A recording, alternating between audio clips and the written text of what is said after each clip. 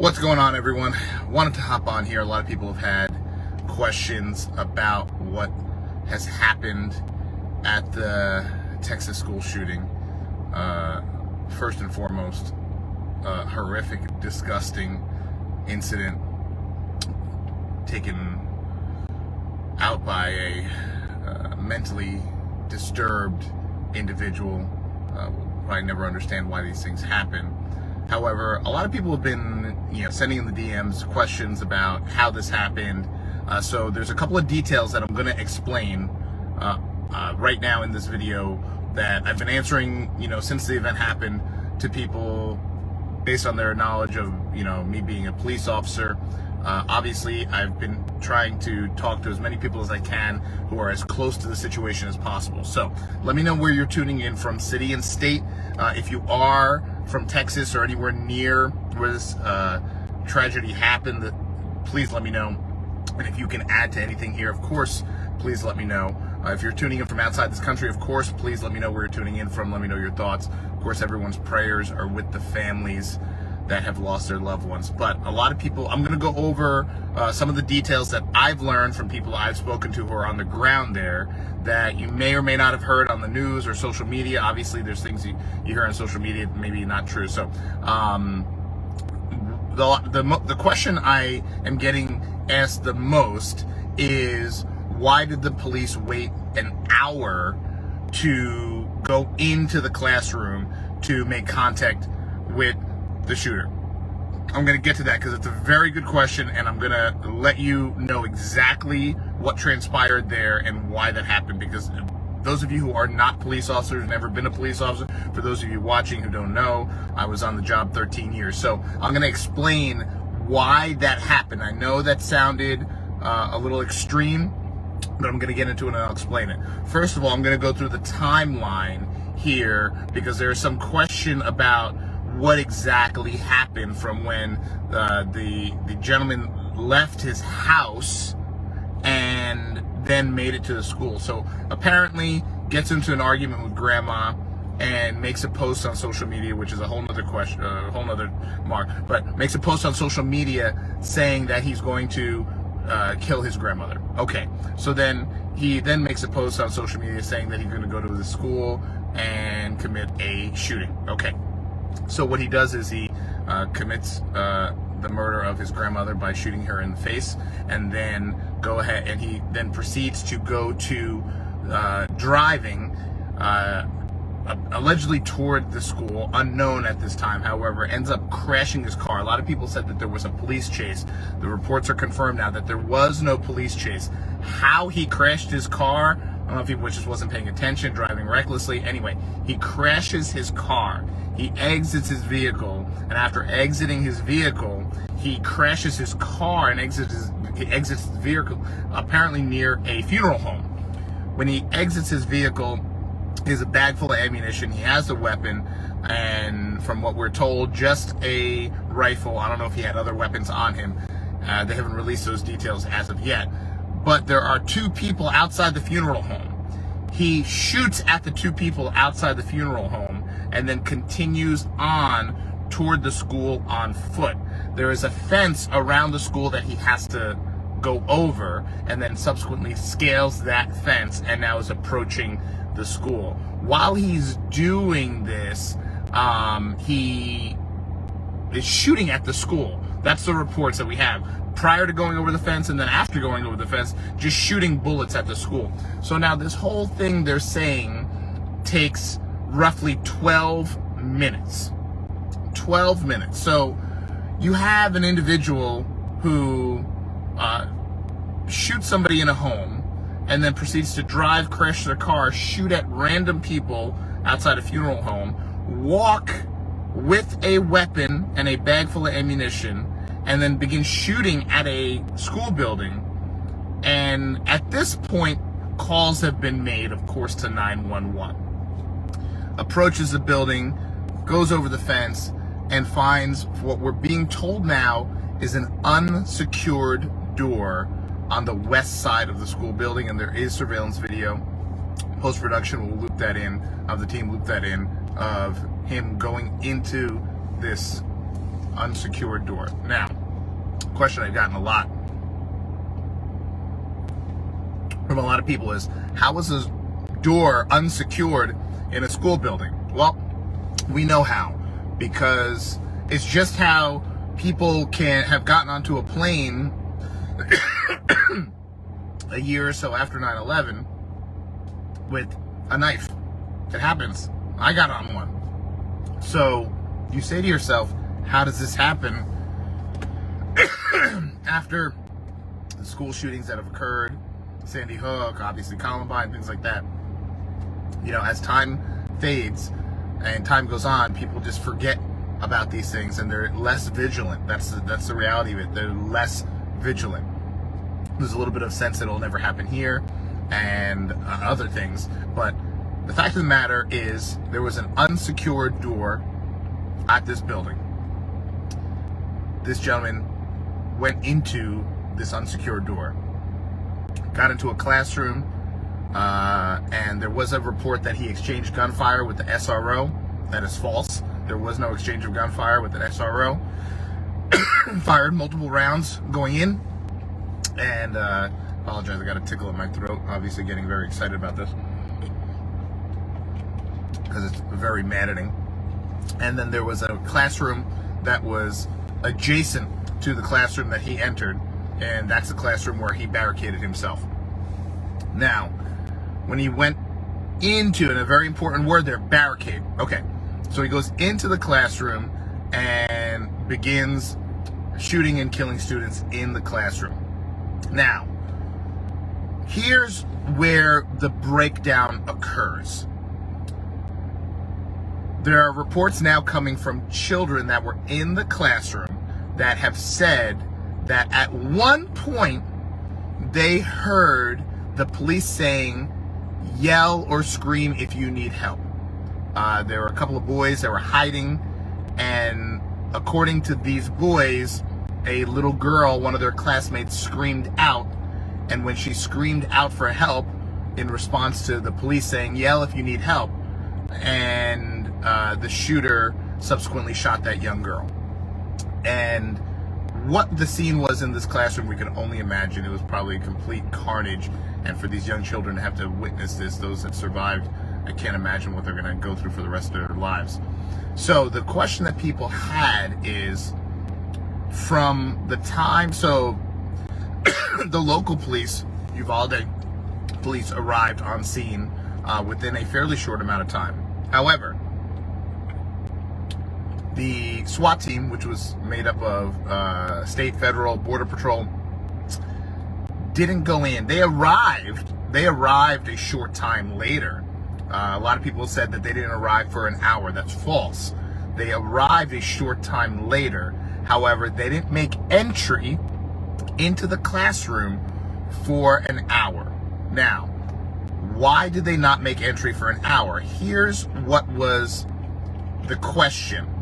So there are, let me say, there are changes in these situations where someone can go from being an active killer to just a barricaded subject. And if you have an active killer, where the common term is active shooter, and there is known active loss of life occurring, there usually is no waiting. The teams just go in to what they call neutralize the threat. In this situation, for some reason, it appears that although there was still active loss of life occurring, this is what we know at this point. So what we're hearing now, think this may change, new information may come out. However, from what I'm hearing, what I'm being told, and what I've read that confirms this, it was their understanding that there was no more active loss of life occurring. And at that point, it was, to their knowledge, a barricaded subject. Now, when you have a no more loss of life, and now a subject that's armed and barricaded, law enforcement usually takes a breath and says, okay, what's the plan to go in and most effectively take this person out?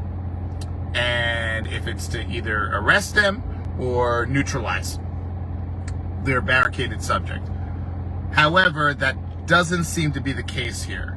There was still loss of life occurring in the classroom. Now, a lot of people said, well, how could the police not hear the shooter continuing to shoot children while they were waiting outside for an hour prior to go in? That is a great question. I don't know if there were silencers involved. I don't know if he had other weapons that were smaller caliber, that weren't as loud. I don't know. They haven't released any of those details yet. However, from reports from children that were in the classroom, that is what was happening. During that time, during that nearly 1 hour prior to law enforcement tactical teams going in, now you're going to hear a 30-minute number. A lot of people are saying, oh, it wasn't an hour, it was 30 minutes. That's the 30 minutes is the number that we're being told is from when the tactical team arrived to when the tactical team went in, 30 minutes. However, from the time the shooter entered the school to the time the tactical team entered to neutralize him was 1 hour. So apparently they arrived on scene 30 minutes prior to going in. And what we're being told now is the Uvalde Police Department, the local township police department, told the tactical team to hold off. They told them to stand down because they felt that maybe it was a barricaded situation. They were trying to figure out what was going on. But that we know. Now, they're now saying that was a mistake. I believe the chief came out and other officials have come out, and they're now saying standing down and not going in immediately, while they now believe there was more life being lost, was not the right decision, they're saying, and it was a mistake on their part. Yes, it's a little too late for that. Now, one of the things you have to realize is you have to take into account officer safety. You got to take into account what's the best way to apprehend the subject without killing him. Yes, I know people want to say just go in and kill the guy, but step one, or first phase, is try to apprehend him. If he puts rounds on you and now is shooting at you, you got to neutralize the threat. But arresting the subject is always, phase one. If it gets a little elevated, then obviously it goes to phase two, where you neutralize him. So they went in thinking they could arrest him, and he started to fire on the officers, and there was already a massive loss of life there, and unfortunately, fortunately in some cases, there was no way to arrest him. They had to put him down. So that's that 30-minute, 60-minute window. Now, there are reports of the police, arresting parents at the scene. Why did that happen? Well, you can imagine that parents were arriving to the school, seeing the police on standby outside the school. They had knowledge because they were getting phone calls and messages from children that were in the classroom that were still alive, saying he's still shooting people. And the parents are like, why aren't you going in? So there were some parents that were responding to the scene that were losing their mind. Rightfully so. I don't think anyone watching this right now can say, why were these parents losing their mind? Well, the parents were getting clearly upset, and some of the parents had to be arrested, detained. There was a report of one father being pepper sprayed. There was another report of another father being tased. There was a report of a mother who was slammed to the ground and handcuffed. You got to imagine all these parents were probably trying to blow past the police and try to go into that school building, into that classroom themselves to get their child. And I would probably say that if I was one of those parents, I'd probably be trying to do the same thing. Honestly, I'd probably be doing the same thing.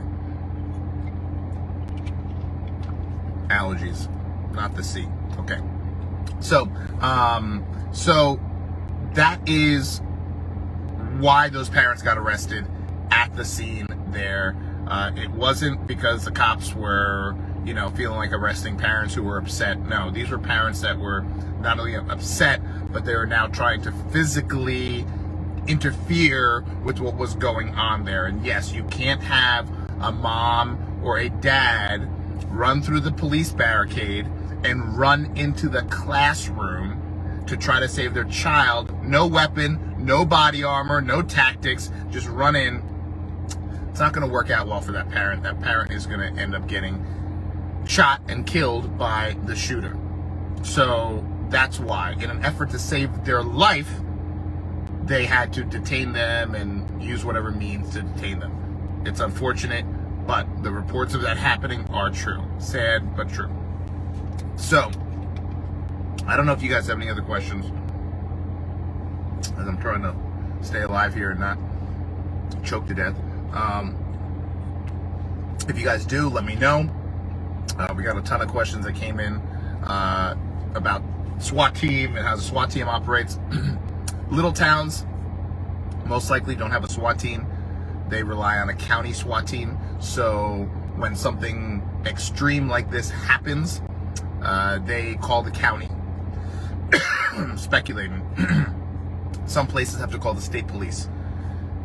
So it takes some time for the team to get together and then get into their vehicles and respond to the scene. So there's always a little bit of a lead time. Even if a town has their own SWAT team, sometimes you got to collect the guys and gather the guys. Now you see big cities, Chicago, LA, they have a full-time active SWAT team. So it's almost like they're always at standby. They're always ready.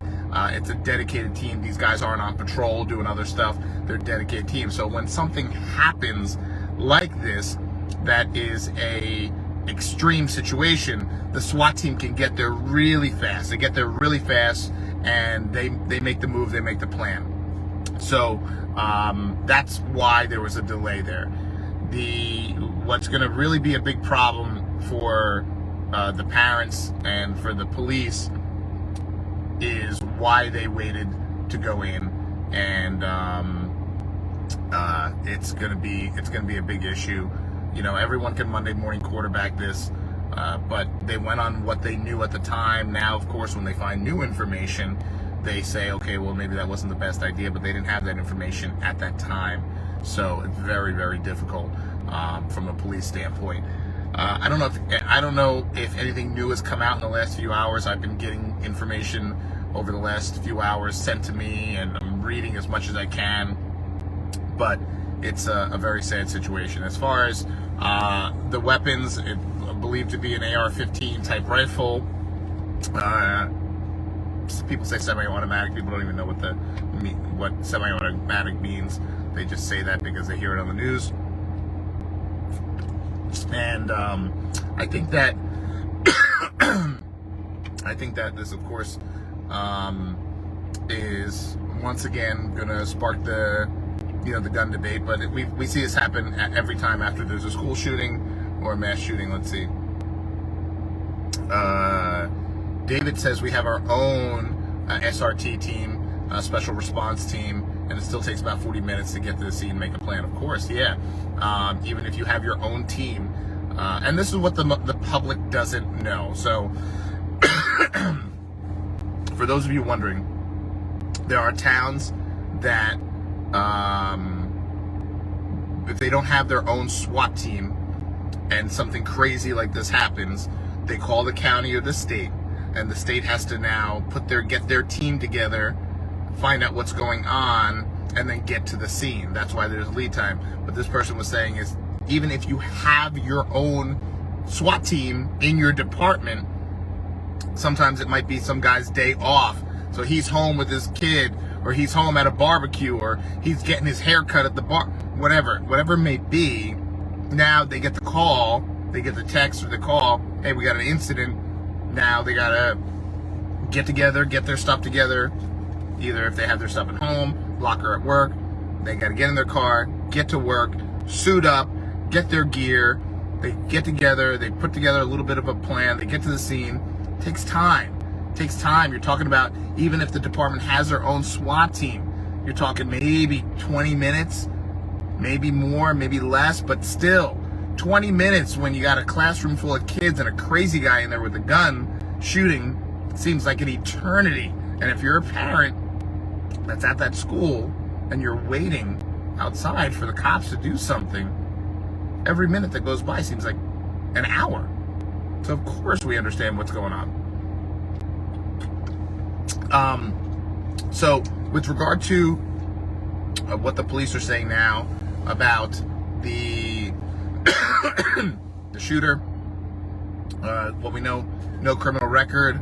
Of course, weird kid, did a lot of weird stuff, eyeliner, cutting, all this stuff, had a ton of domestic violence issues and police at the house a ton of times. We've seen it time and time before. This is nothing new. We've seen this over and over again. All these kids that do these acts of violence, it's the same story. You talk to everyone after the fact and they're all like, yeah, it was really kind of weird. He dressed weird, he looked weird, he said weird stuff, he did weird drawings, he did crazy this. He was, it's the same story every time. You can almost just it's almost scripted. You can almost know what in the following days it's what's going to come out about these people. You know what's going to come out. It's the same thing every time. We've seen it 100 times. So once again, it was no surprise this time to hear the same stuff come out about this young man and the things he did. And now, of course, everyone's like, oh yeah, he was crazy, he was this, he was that, but no one did anything about it. So there you go. You had someone who had a lot of red flags about being crazy. Nothing was done about it by anybody. And he had no criminal record because he had never been arrested. So he went in and was able to legally purchase guns on his 18th birthday. Yep, that easy. So does there need to be a database? You would think that in 2022, when the police repeatedly deal with someone, a young man who apparently has some mental health issues, the police would be able to put something into some kind of central database that says, hey, we've been dealing with this individual a few times, maybe more than a few times, since he was about 13 or 14 years old, seems to have some mental health issues, is on meds, always fighting with mom and dad. We caught him doing some weird stuff.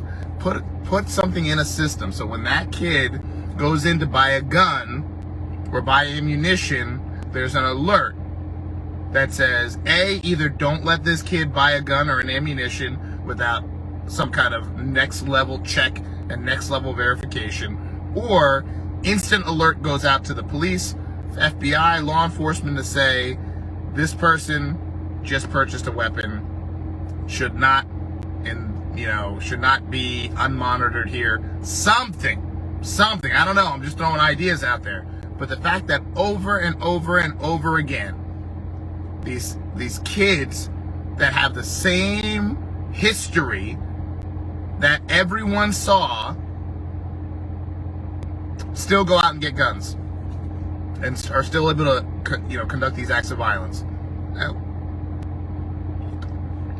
At what point do we say maybe someone else is at fault here? Maybe the system is broken. We have cars that drive themselves. We have robots on Mars sending back like 8K video. We can't have a system in place that monitors and keeps notes for young men like this who, maybe they've never been arrested, maybe they never had a criminal charge, but there's a whole lot of other stuff that is a red flag that should lead to them not acquiring a firearm. And maybe there should be a database of some sort when you do a background check.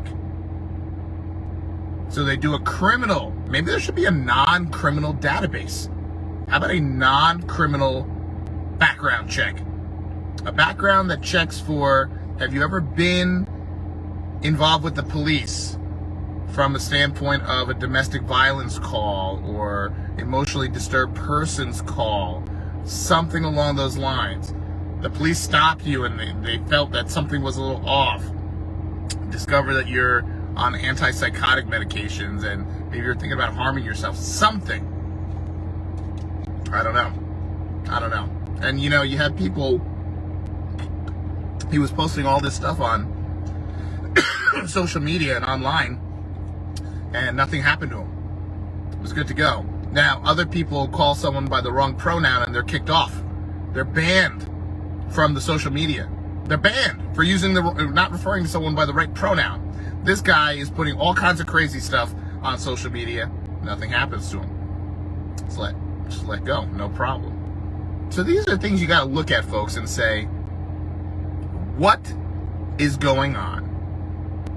What is happening and how is this happening? Because if you said, you know what, the person who used the wrong pronoun should get kicked off of social media, okay, but then you see this happening and this kid's posting all kinds of crazy stuff and he doesn't get kicked off social media, he doesn't get flagged, it's completely fine, they let it go. And you're okay with that. And it leads to something like this.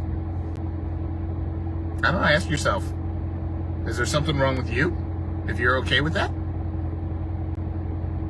These are the things that simply don't make sense with the technology we have today. These things just don't make sense. You could post a photo of something and the system can catch it, the algorithm can catch it and flag it and completely disable your account.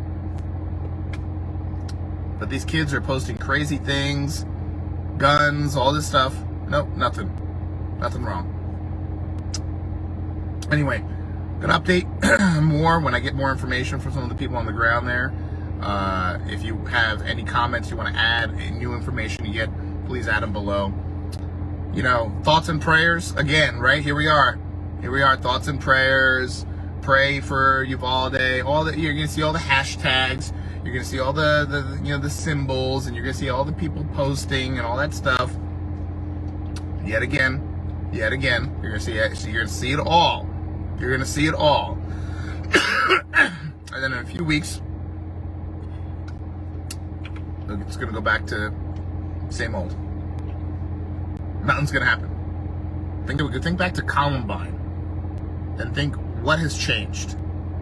Think back to Columbine and when that happened, and then you go to Sandy Hook and Parkland, and now that, what's changed? What's changed? Has anything been put in place to take care of these concerns? Nope. Not at all. Anyway, we'll keep updating you. Let me know if you have any questions. Comment below. Thanks for watching. And remember, you're your own first responder. No one's coming to save you. Be prepared. Take care.